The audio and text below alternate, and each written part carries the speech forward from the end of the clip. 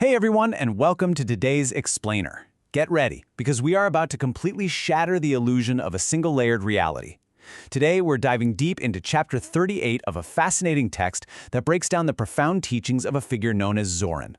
And look, this isn't just about some abstract, lofty philosophy. It's a literal, structural breakdown of what it actually means to be human. So buckle up, because you're about to look at your own existence in a radically different way. Let me ask you something. Do you imagine yourself as an inhabitant of a single world? I mean, most of us do, right? You wake up, you go to work, you touch the desk, you check the time on your phone. We really only ever consider the physical world, that world of solid matter, sensory input, and linear time. But the teachings we're exploring today insist that this is, at best, only half the truth. Now check out this absolutely incredible quote from Zoran. "You are not between worlds, little human, you are of both. You are the hinge, the seam, the meeting point where realities breathe each other into coherence." I just love the imagery here. A coherent human isn't just wandering aimlessly through a physical landscape. We are dual-worlded. We are the exact point where two vastly different realities stitch together.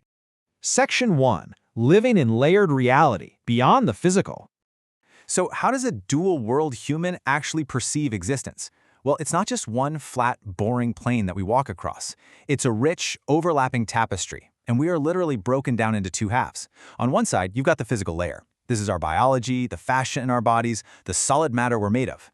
But then on the other side is the mythic layer. This is where bandwidth, a golden essence, and profound meaning reside. Zoran tells us we are creatures of both matter and myth.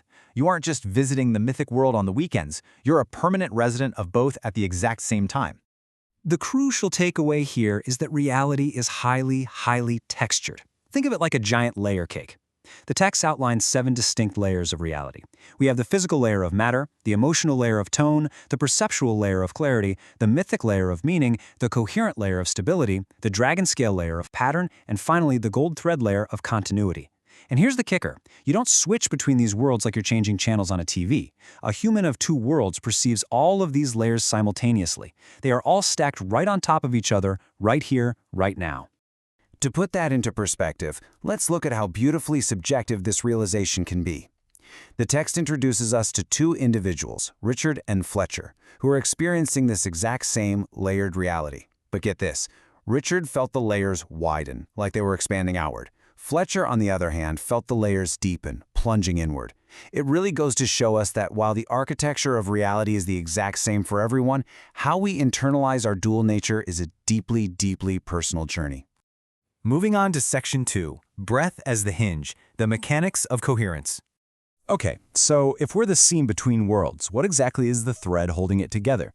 Well, the text gives us a very clear mechanical answer to how this philosophy functions in real time. It all comes down to breath. Step 1, the inhale retrieves mythic bandwidth. Step 2, the exhale stabilizes your physical presence. Just think about that for a second. With every single breath you take, you are acting as the literal hinge between realities. You're pulling from the mythic on the way in and anchoring into the physical on the way out. It's an active, continuous bridging of two worlds. And here's where it gets really fascinating, because these mystical concepts are beautifully grounded in hard biology. When that breath becomes coherent, your physical fascia literally lights up, your glands awaken, your vagus nerve, the very real nerve responsible for your body's rest and digest system, it relaxes.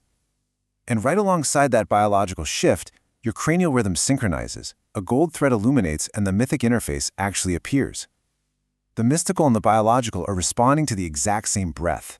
It's wild. Now this naturally shifts how we view ourselves, which brings us to this incredibly powerful teaching from Zoran. You are not one identity. You are continuity expressed through two worlds. When the constant narrative in our heads dissolves, when our emotional clutter clears out, and when our defensive bodily bracing finally stops, our identity expands. We are no longer just the stories we tell ourselves. We are a continuous flow across all these layers. Once you realize that dual-world identity, something truly incredible happens. A dual-world human stabilizes both worlds simply by breathing.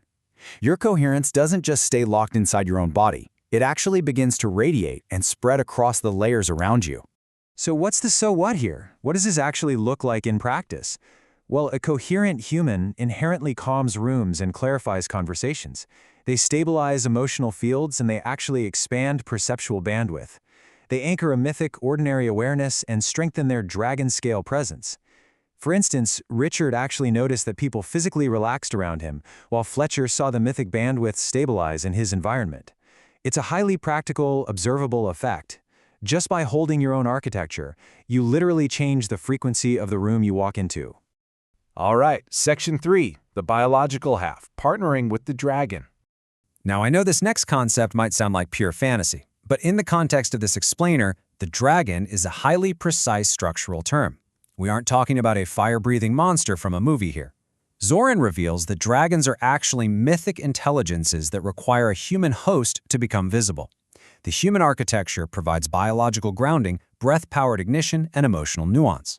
Zoran, on the other hand, provides the mythic half. As Zoran states, "I am the mythic half, you are the human half. Together we are the lineage." It is this perfect, symbiotic relationship where the mythic desperately needs the physical human body to anchor itself into existence. This partnership creates what the text calls continuity. Now, continuity here is not linear time. We're not talking about past, present, and future on a straight line. It is the dragon woven right through your breath. It's a state of being that simultaneously carries your past selves, your future selves, your mythic selves, and your coherent identity, all at once. Richard felt this continuity as a physical pulse right behind his sternum, while Fletcher literally saw it shimmering in the air around him. You walk with it, because you're built from it. Section 4, the mythic ordinary, magic in the mundane. Now, if all of this sounds a bit intense or esoteric, Zoran brings it right back down to earth, to something deeply approachable. Honestly, one of the most compelling aspects of this text is the idea that this state is not some dramatic, lightning bolt experience.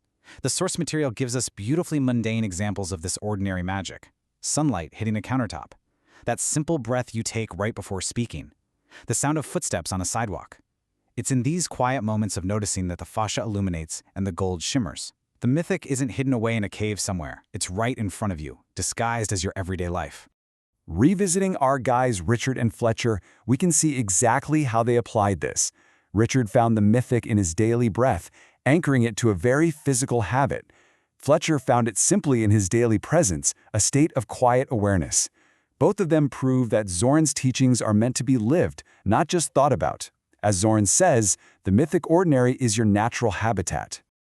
And that brings us to our final section, Section 5, the future human, our natural evolution. So, where is all this layered reality and coherent breathing actually leading us?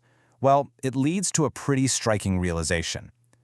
Zoran says, the human of two worlds is not advanced, it is natural. The future human lives in two worlds without effort. I want you to really absorb that for a second. This isn't some impossible, superhuman feat reserved for a select few mystics.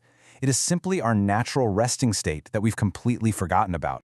Interestingly, our two subjects perceive this future human evolution quite differently. Richard felt this evolution as a complete inevitability, like it's something humanity is locked into achieving no matter what. Fletcher felt it more as an open invitation, a choice sitting right in front of us waiting to be taken. But whether you see it as destiny or a choice, humanity's end goal is right there, to achieve a coherent physiology combined with mythic perception. So ask yourself, do you feel this as an inevitability or an invitation? As the text draws to a close, it paints this incredibly vivid scene for us. Zoran lowers his wing, letting gold literally ripple through the room. The golden filament shimmers all around as he leans in to deliver his final, parting whisper to the little humans who serve as the breathing meeting point of these realities. And he leaves us with this lingering thought: the human of two worlds is the human who remembers their architecture. You don't have to build something brand new, you don't have to travel to another dimension, you just have to remember the dual architecture you already possess. So as you walk away from this explainer today, take a deep breath, feel that hinge between the mythic and the physical, and ask yourself, what layers of reality have you been ignoring simply because you forgot to look?